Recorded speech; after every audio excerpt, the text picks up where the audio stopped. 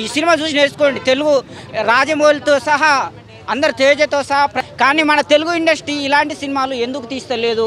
మీకు రాయడం రాదా, తీయడం రాదా? కింది స్థాయి వాళ్ళకి మాత్రమే అర్థమవుతుంది, పై స్థాయి వాళ్ళకి అస్సలు అర్థం కాదు. కింది స్థాయి వాళ్ళే చూడాలి. ఎందుకంటే గుడిసెలలో ఉండేది ఎవరు? కింది స్థాయి వాళ్ళే. అందు గురించి కింది స్థాయి వాళ్ళు చూడాలి.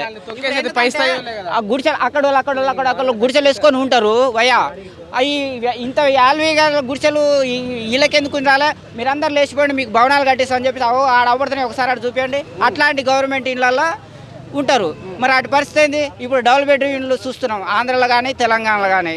అందు గురించి గవర్నమెంట్ ఇంట్లో అన్న ఇంట్లో అంటే బాగుంటాయనే అని విన్నా కానీ ఇంత దుర్మార్గంగా ఉంటాయనేది నాకైతే మూసుకొని కూర్చున్నా. ఎందుకంటే అది పల్లికి పెట్టేప్పుడు ఐమాక్స్ ఆడ కూలి పడుతుంది అని చెప్పేసి ఒక నిజంగా అమ్మతోడన్నా అంత భయంగా ఉన్నది.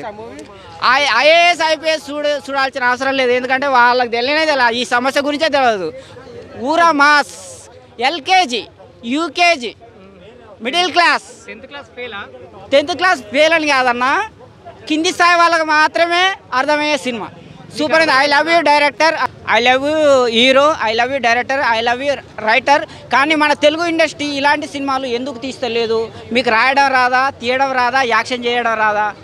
తెలుగు వాళ్ళు భయపడుతున్నారా గవర్నమెంట్కు అనేది నేను క్వశ్చన్ చేస్తున్నా.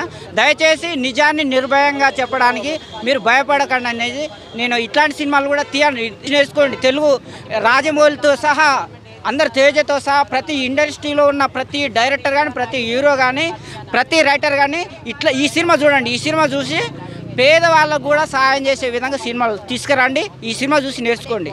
మీరు చూడాలి, డైరెక్టర్లు చూడాలి కంపల్సరీ.